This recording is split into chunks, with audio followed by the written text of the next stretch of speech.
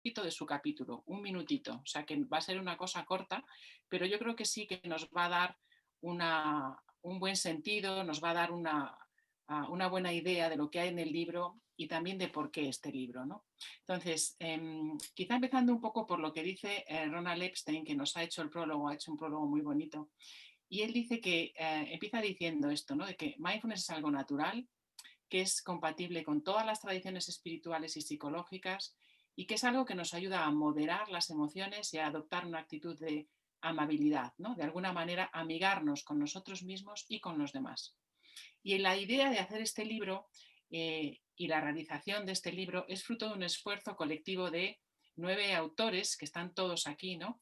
Del grupo que llamamos Mindfulness en Comunidad.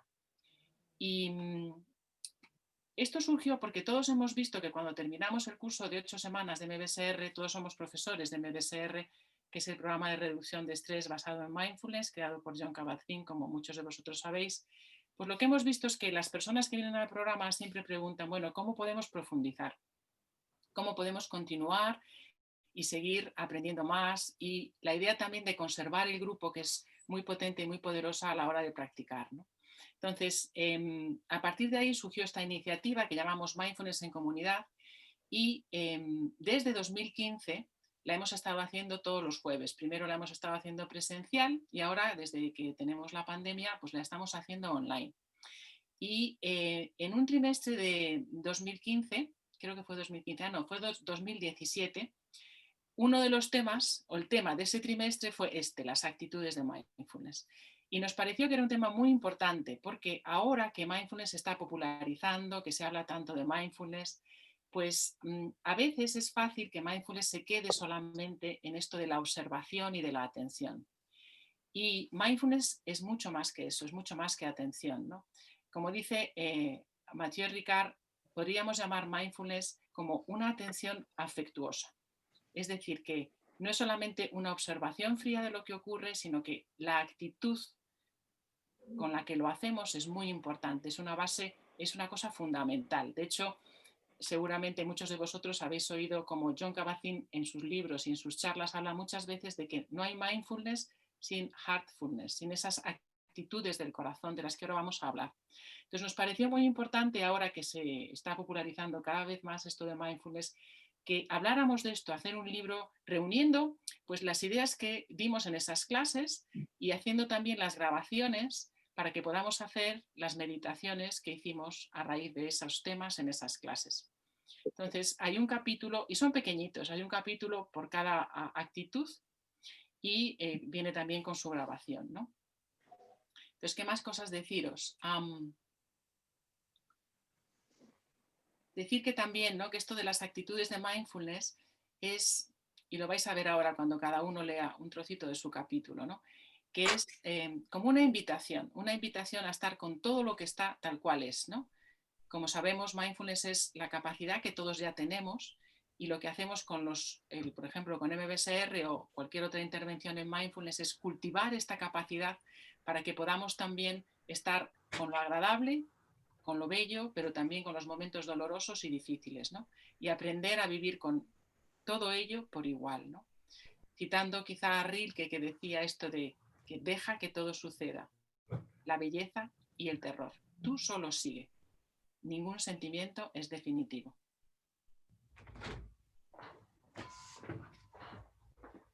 Y quizá Bea quieras seguir comentando un poquito antes de empezar a hablar de los capítulos y de leer un poquito de cada capítulo.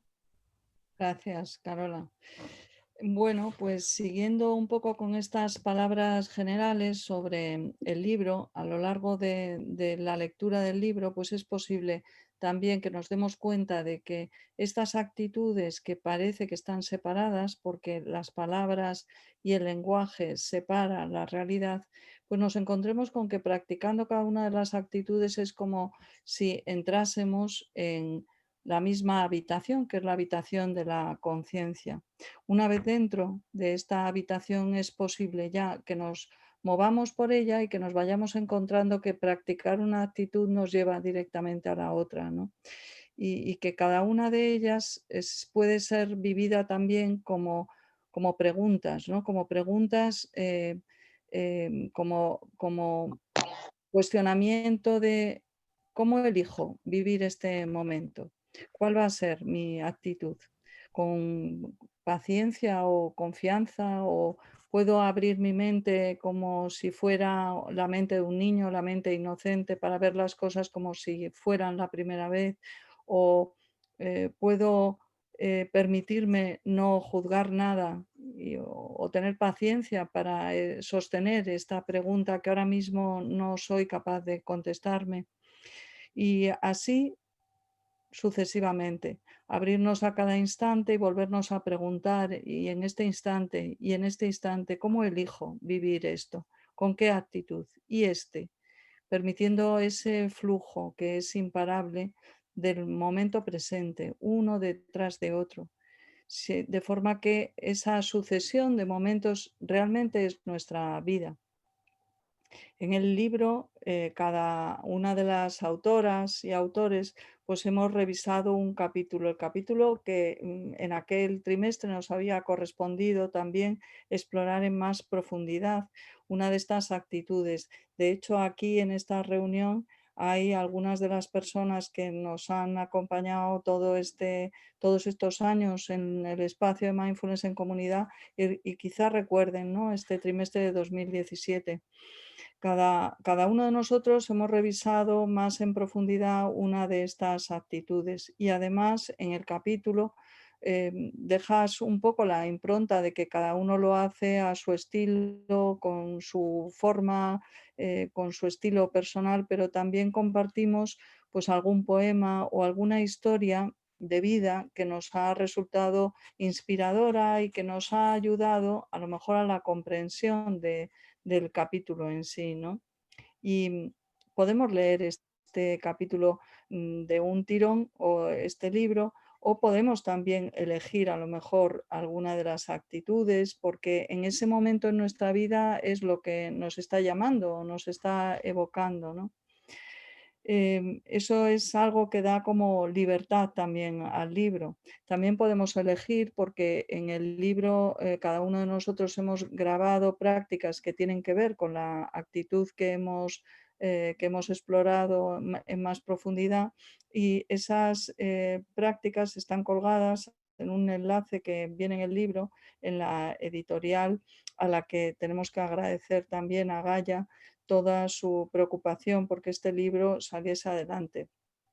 Las ilustraciones, que los que tengáis el libro la veréis, ¿no? Las ilustraciones de Inés Cordón pues también han sido muy, muy inspiradoras, y ha enriquecido muchísimo lo que es la obra.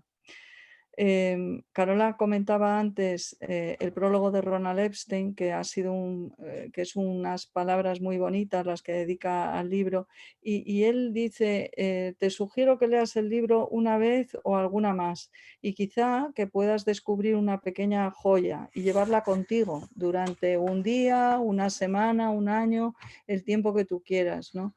Y incluso dice Ronald, abrirte a practicar una práctica pues que no entiendes muy bien, o que te parece extraña, o que de alguna forma te ha llamado la atención, porque quizá a lo mejor con la práctica empieces a ver algunas cosas de forma diferente. Es como una invitación a ábrete a ver qué es lo que pasa, ¿no?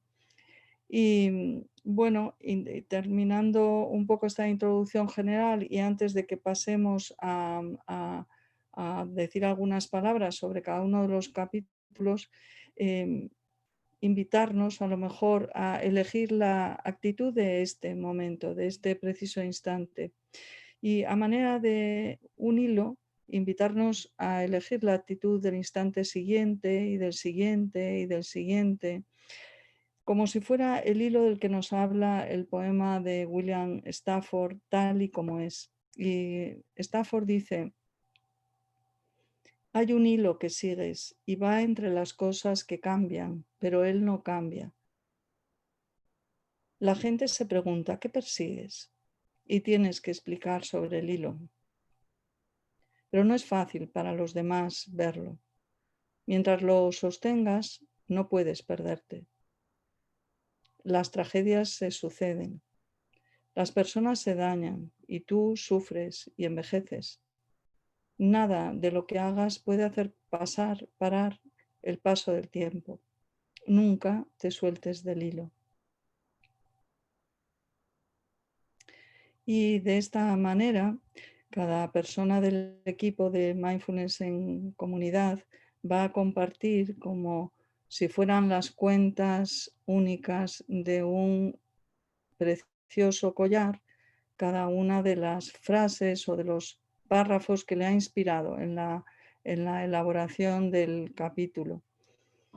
Y la primera de las autoras o autor que empieza son los que os habéis hecho el capítulo dedicado a la mente de principiante, cuando queráis.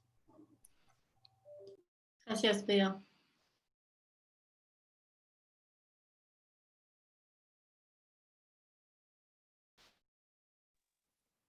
Hola, buenas tardes. Muchas gracias, Beatriz.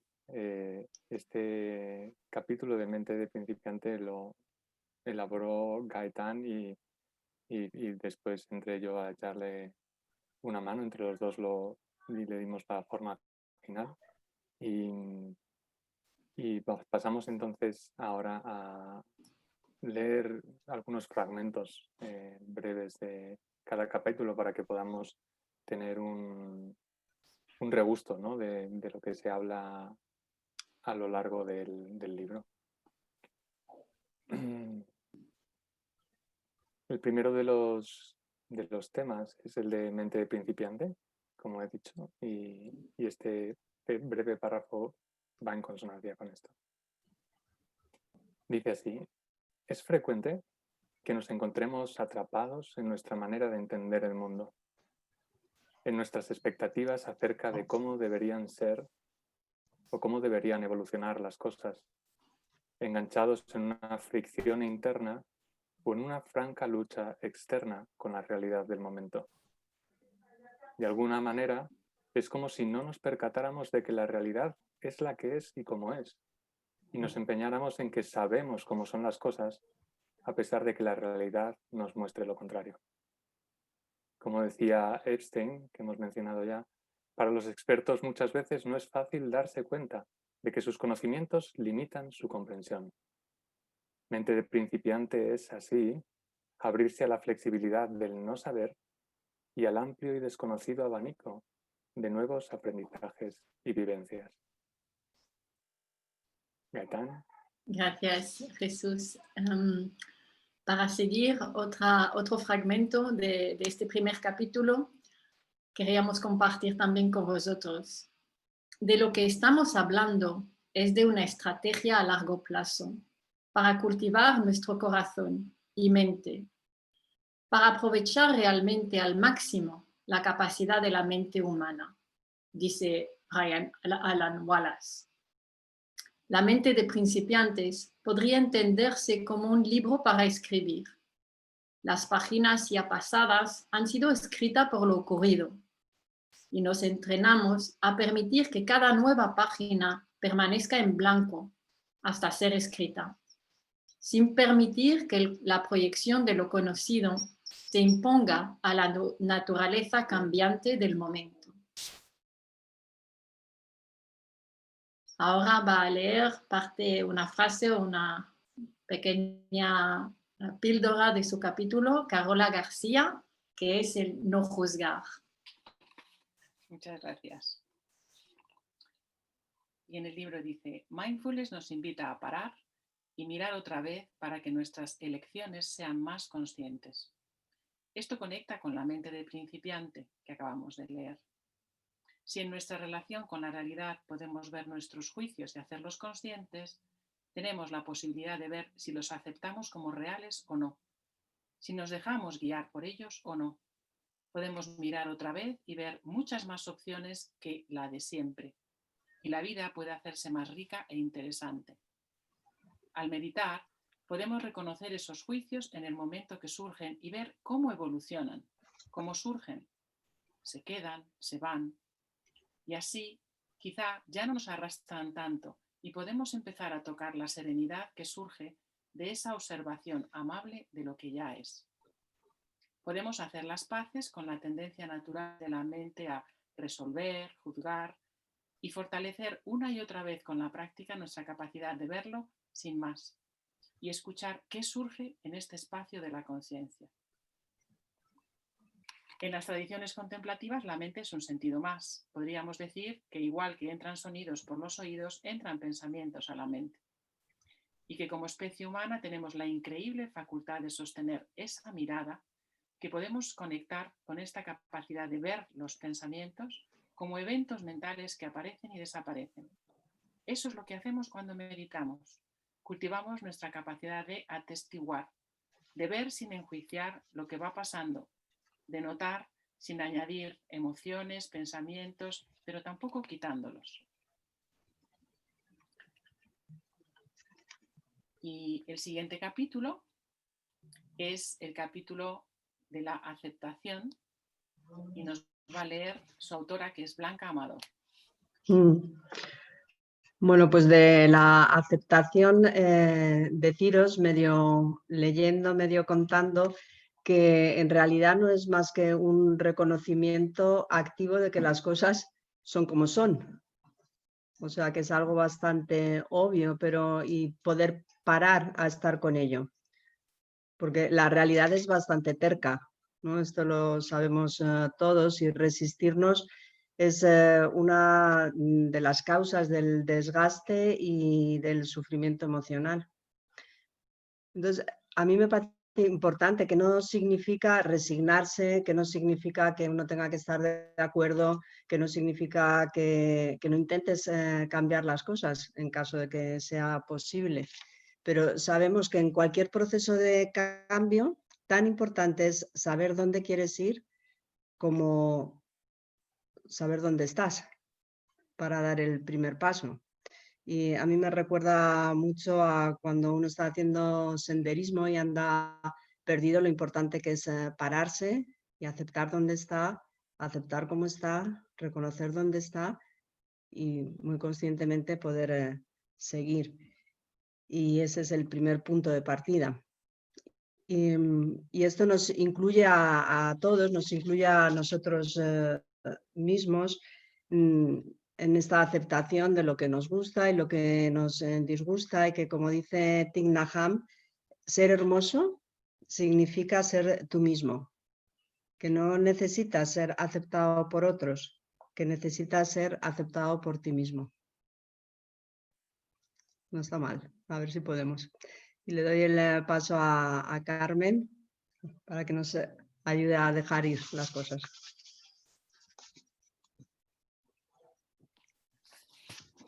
Hola. Hola a todos. No quería dejar pasar, aunque el capítulo es dejar ir, pero no quería dejar pasar el agradeceros a todos por compartir este espacio y compartir la alegría de estar aquí conmigo y bueno, que espero que nos podamos contagiar. Y sin más, paso a leer un párrafo de esto de dejar ir, de soltar. John Kabat-Zinn considera soltar como sinónimo de dejar estar, de permitir. Soltar implica ser consciente, de reconocer un sentimiento, un pensamiento, de dejarlo crecer y de permitir que siga su curso, que fluya. Es cultivar un estado de apertura y de curiosidad, de aceptación, como decía Blanca, que requiere la no acción, poder estar con lo que surge tal y como es en cada momento y permitir. Es no luchar para que se vaya ni agarrar, sino participar con el flujo de la vida en cada momento. Otra forma de aproximarnos a esta actitud es darnos cuenta que soltar es lo opuesto a aferrar. Y digo en algún momento, ¿qué implica agarrar, aferrarnos? ¿A qué te aferras en la vida que te está causando más daño que bienestar? Hay una historia que me inspiró cuando escribía este capítulo. Y dice, dos monjes iban caminando de vuelta al templo. Para llegar tenían que cruzar un río. En la orilla encontraron una mujer muy joven y hermosa que también quería cruzar, pero tenía miedo. Uno de los monjes la subió sobre sus hombros y la transportó hasta la otra orilla. El otro monje se puso furioso. No dijo nada, pero hervía por dentro. Eso estaba prohibido. Un monje budista no debía tocar a una mujer y su compañero no solo la había tocado, sino que la había llevado sobre sus hombros. Cuando llegaron al monasterio, el monje, que estaba enojado, se volvió hacia su compañero y le dijo: «Tendré que decírselo al maestro». El compañero le dijo: «¿De qué estás hablando? ¿Te has olvidado? Llevaste a esa hermosa mujer sobre tus hombros y eso está prohibido». El otro monje se rió y contestó: «Sí, yo la llevé, pero la dejé en el río hace mucho tiempo. Tú lo has traído todo el camino hasta el templo». Como dice Germán Hesse, algunos piensan que lo que nos hace fuertes es aferrarnos a algo, cuando a veces la verdadera fortaleza se encuentra en dejar ir. Cultivar el dejar ir. Y doy el paso a mi compañero Manuel, que nos invitará en el cultivo de la confianza. Muchas gracias, Carmen. Y también, antes de leer un fragmento del capítulo, quería agradecer a todo el equipo, porque ha sido un lujo, una experiencia muy bonita el hacer este libro, y son un equipo fabuloso. Y también me ha dado la oportunidad de poder indagar en esta actitud que me encantó cuando era la que tenía yo que hacer, pero luego vi la complejidad, ¿no?, a la hora de profundizar, y la verdad es que me parece una actitud muy, muy bonita. Pues paso a leer el fragmento. Se puede vivir la confianza como un proceso dinámico que ha de ir adaptándose permanentemente a las circunstancias externas e internas de la persona. Básicamente, se trataría de ir construyendo una sensación de autoconfianza, fundamentada en un conocimiento objetivo de nuestra experiencia en el momento presente. Así, tendrá un fundamento real, evitando la presunción o la falsa seguridad apoyada en una pose hacia el exterior, más que en un trabajo personal en profundidad. De nada sirve depositar la confianza en determinados valores, cosas o personas con la falsa sensación de que ya estamos a salvo, de que ya no hay nada que cambiar. Por el contrario, la confianza ha de irse cultivando con una actitud flexible y de apertura, desde la mirada a las cosas como son. Al practicar la atención plena, vamos poniendo luz a lo que somos, a lo que sentimos, a lo que hacemos. Ampliamos nuestro autoconocimiento y poco a poco adquirimos una actitud de responsabilidad ante nosotros mismos. Aprendemos a mirar y a escuchar, a identificar nuestro propio ser. Es liberador, genera calma y paz interior. Así nos sentimos completos, sin tener que buscar o rechazar nada. Esto aumenta nuestra sabiduría y se forja una relación de intimidad y confianza con uno mismo. Y finalizo con un breve poema de Kabir que dice: entonces, sé fuerte y entra en tu cuerpo. Allí tienes un suelo firme que pisar. Piensa en ello detenidamente. No te vayas a ninguna otra parte. Kabir dice: desecha todos los pensamientos de cosas imaginarias y asiéntate firmemente en lo que eres. Pues muchas gracias a todos por estar aquí, por vuestra atención, y paso a Guillermo Miro, que va a tratar su capítulo de la paciencia. Menos mal, Manuel, estaba de un impaciente, menos mal, que ha llegado el momento. Bueno, nada, yo también compartir como muchos compañeros, ¿no?, que es un placer estar hoy aquí, que este proyecto pues como que ya se ve la flor, ¿no? Y además, pues algunos nos conocéis ya desde hace mucho, que habéis estado en la comunidad y bueno, qué bonito que también saliera todo este proyecto de este formato, de este curso, de este programa en el que estamos todos estos profes que también he escrito. O sea que bueno, es un placer estar aquí y bueno, y también oír de la mano de cada autor pues cada una de las aptitudes. Bueno, pues sobre la paciencia, nada, 2 fragmentos así muy cortitos que os voy a leer. Y dice así: la paciencia no es simplemente la capacidad de esperar, sino también el modo en que nos comportamos mientras esperamos, porque esperar tal vez no sea lo único importante.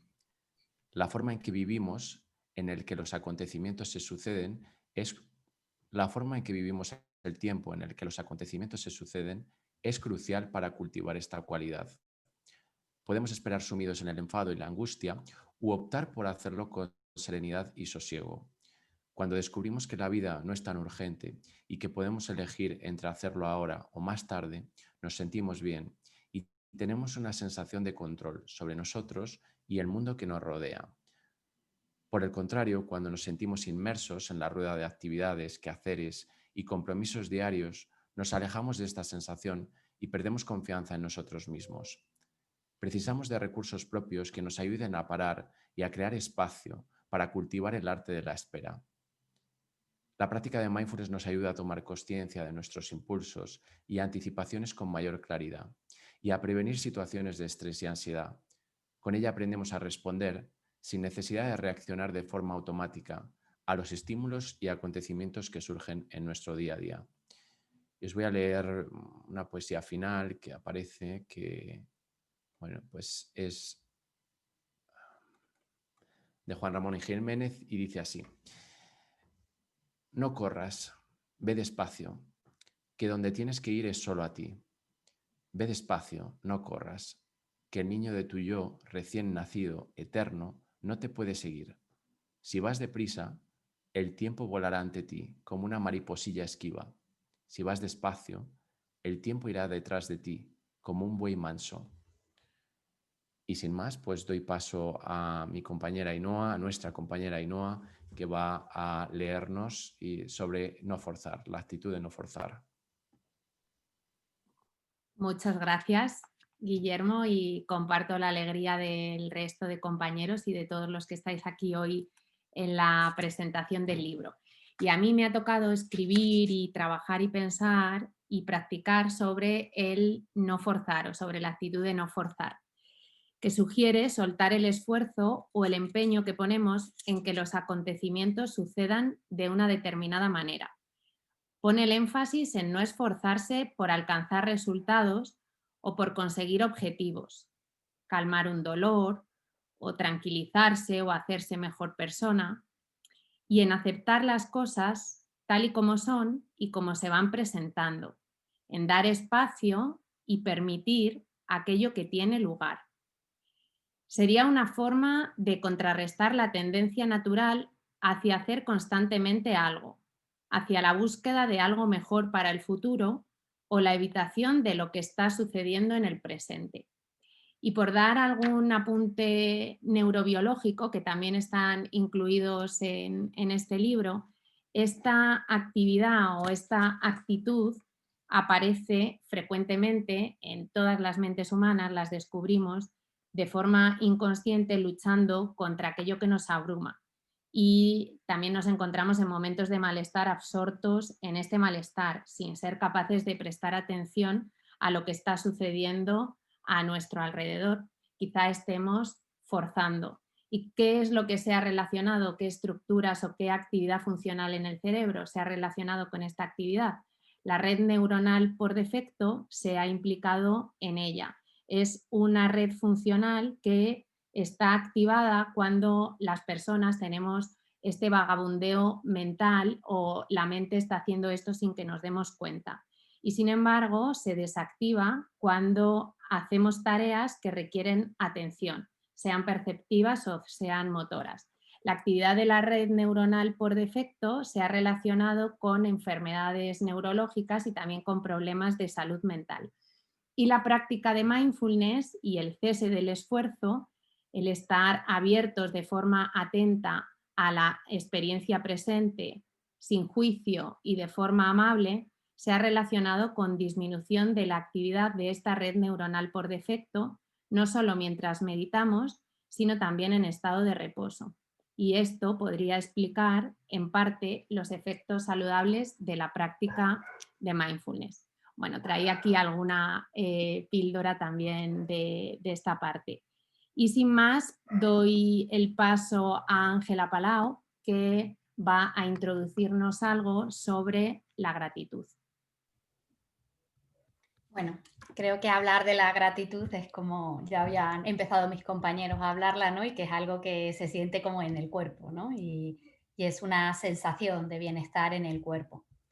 Yo he tenido mucha suerte también de hablar de esta actitud, ¿no? La gratitud se ha definido de muchas formas, ¿no? Pero es ese aprecio por lo que es valioso y significativo para uno mismo y representa un estado general de agradecimiento, de bienestar.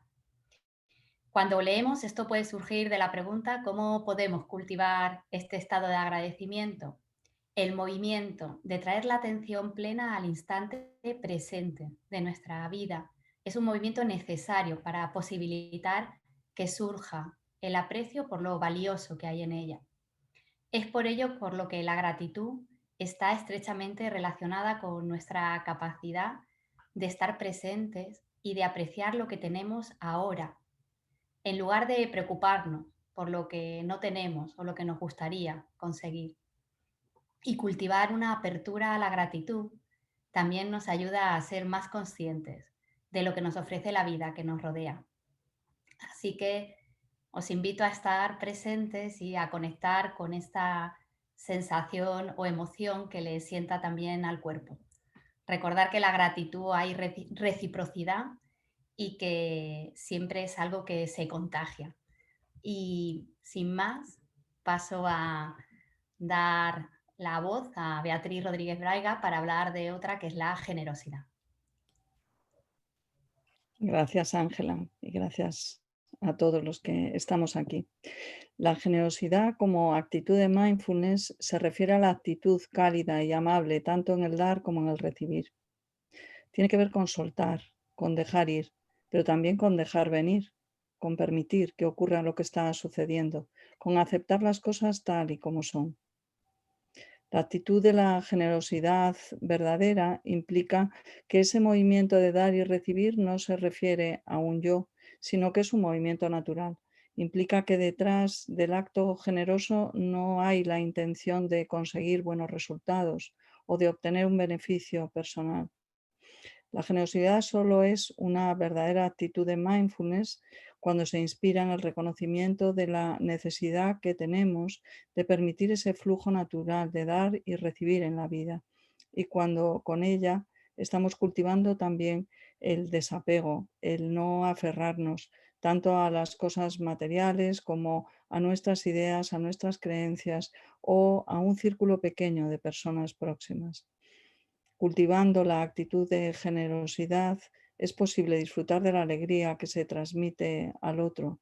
Nos aleja de ese pequeño yo y nos mueve hacia la conexión con los demás. Bueno, creo que hemos terminado nuestra lectura sucesiva de frases y de párrafos de los capítulos. No sé si ahora Carmen a lo mejor iba a dirigir una práctica breve. Carmen. Pero lo hacemos breve porque yo creo que nos hemos pasado un poco del tiempo, ¿no? Entonces, pues a mí como esto me gusta, con la invitación es a escuchar el sonido de las campanillas, que es también una forma de conectar y de estar.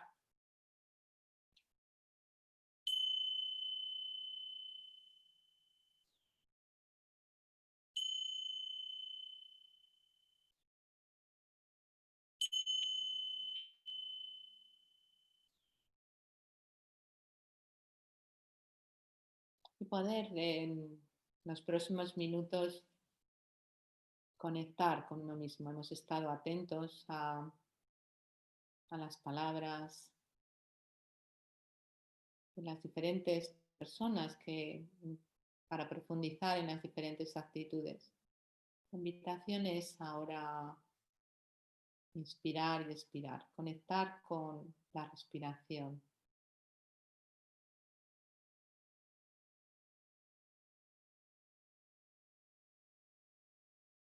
Ese ancla que nos ayuda a descansar. No hay nada más que hacer, ningún lugar al que ir. Inspirando y expirando. Aquí y ahora. Momento a momento.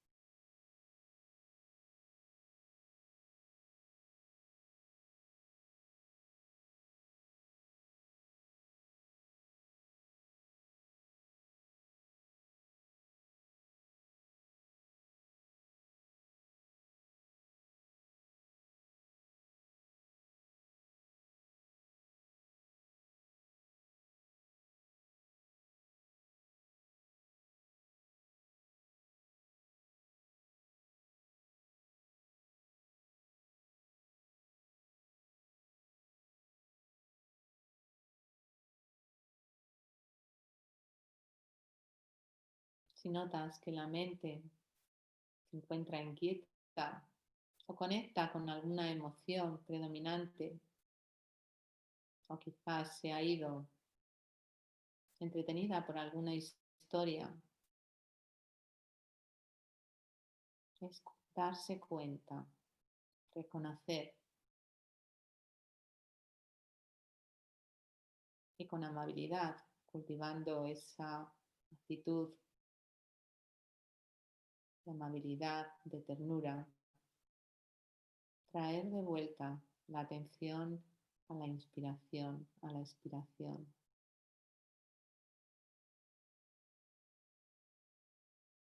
Si la mente se fuera 1000 veces darse cuenta y con amabilidad y firmeza traer de vuelta a este ancla.